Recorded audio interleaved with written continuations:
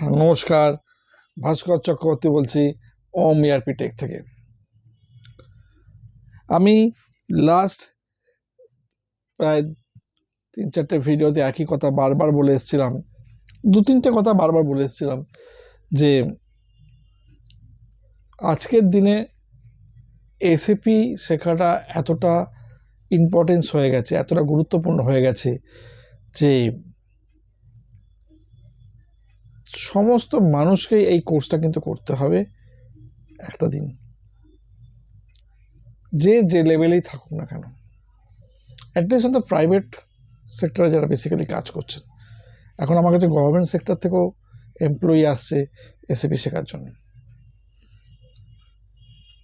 তো আর একটা জিনিস বলেছিলাম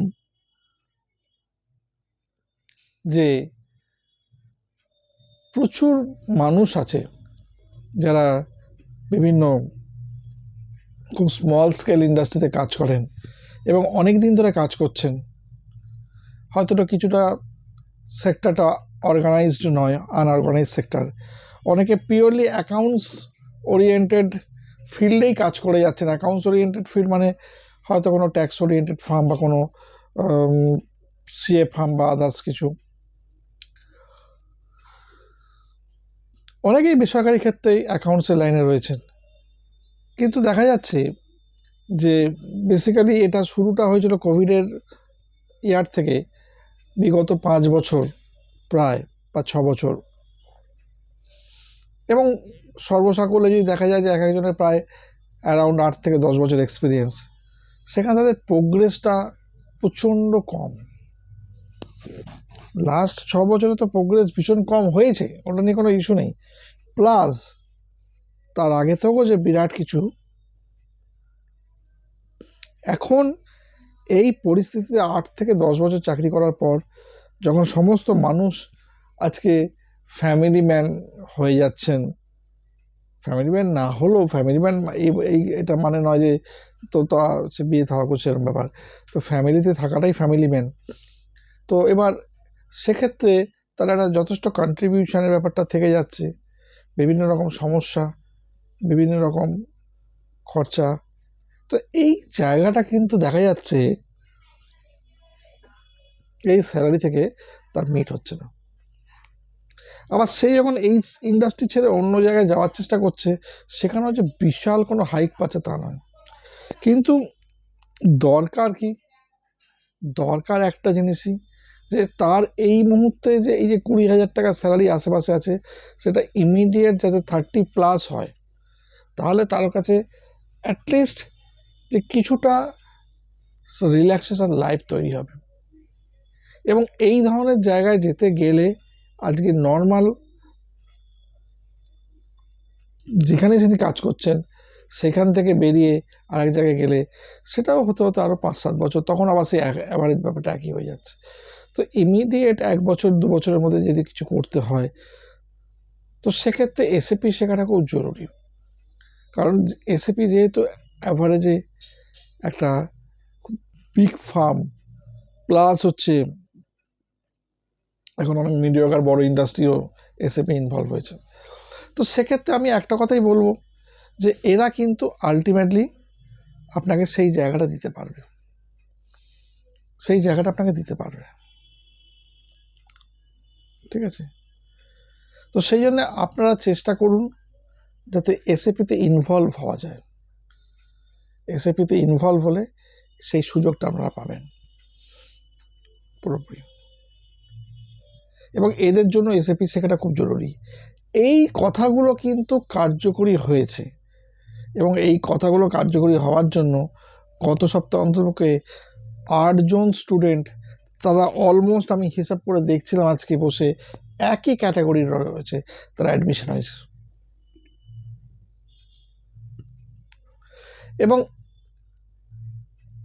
এই যে অ্যাডমিশনের ব্যাপারটা হয়েছে, এটা কারণ কি?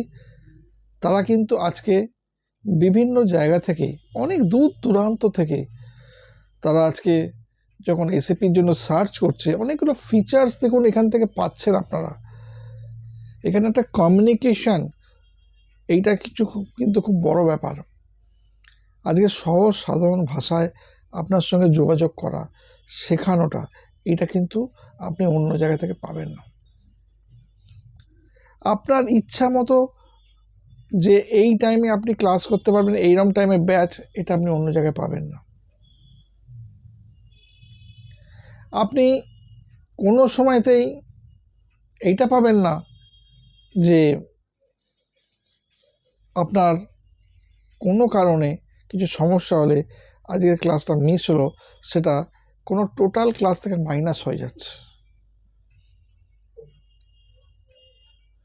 তো এই যে সমস্ত অ্যাডভান্টেজগুলো, সেই অ্যাডভান্টেজগুলোর জন্যই কিন্তু মানুষ খুঁজে খুঁজে এখানে জয়েন করছেন। আমি প্রত্যেকটা মানুষকে একটা কথাই বলছি, অহেতুক প্রলোভনের মধ্যে যাবেন না। এটা আপনার কাছে বিশাল ক্ষতির কারণ হয়ে যাবে। এই শিক্ষা একবারই হওয়া উচিত আলটিমেটলি। তো এবার আমার একটাই রিকোয়েস্ট সবাইকে, যারা সত্যিকার রেসিপি শিখতে চাইছেন, যারা ইন্টারভিউয়ের জন্য সেরকমভাবে প্রিপেয়ার্ড হতে চাইছেন, তারা এই কোর্সটাকে ভালো করে শেখার চেষ্টা করুন। আপনারা OMERPটাকে জয়েন করুন। আমি দায়িত্ব নিয়ে বলছি, আপনারা যথেষ্ট ভালো জায়গা পৌঁছবেন, যথেষ্ট ভালো অ্যাডভান্টেজ পাবেন। আমি প্রত্যেককে হাতে ধরে প্র্যাকটিক্যাল যেমন অনলাইনে করিয়ে দিচ্ছি, আমি ঠিক সেরকমভাবেই করিয়ে দেবো।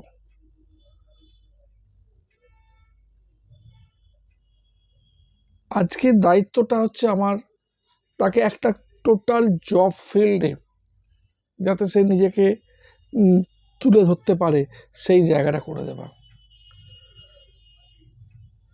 আপনারা বেশ কিছু মানুষ খুব কনফিউজড হয়ে যান যে জব দিচ্ছে কিনা।